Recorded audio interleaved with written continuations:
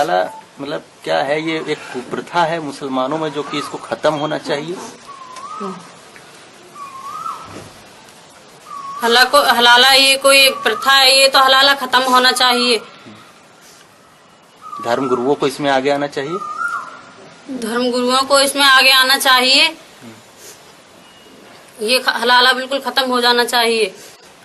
कुछ चंद लोगों ने जो हलाला को जो है पनपने दे रहे हैं, कुछ धर्मगुरु जो है इसको मतलब खिलाफत कर रहे हैं हलाला को, जैसे कि संरक्षण दे रहे हैं, समर्थन दे रहे हैं। देखिए बच्ची अभी मेरे पति का नाम खुशी मोहम्मद, मुझे तलाक 3 बार तलाक कह के मुझे बोलिए।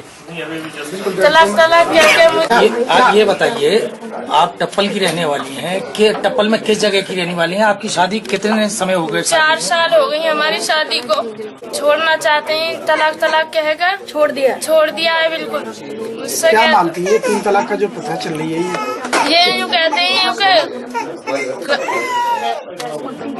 गलत है, बताना हलाल की कहते हैं कि हलाला करती हो तो क्या करना, हलाला करो तो मैं अपनाऊंगा तुझे, तो फिर मैं चली भी जाऊं तो क्या फायदा, फिर हलाला करके मुझे छोड़ दे, फिर हलाला क्या हो? हमें तो हम क्या वैश्याएं जो हम हलाला पे ही रहेंगे? क्या हमारी इज्जत नहीं है जरा बहुत माँ बापों की? अच्छा, टप्पल में कहाँ रहती हैं आप? टप्पल में कौन सा गाँव? मदारी वाली मस्जिद जी, मदारी वाली मस्जिद। हाँ। अब वहाँ अपने मतलब मायके ही रह रही हैं? मायके 9 महीने से मायके में रह रही हूँ।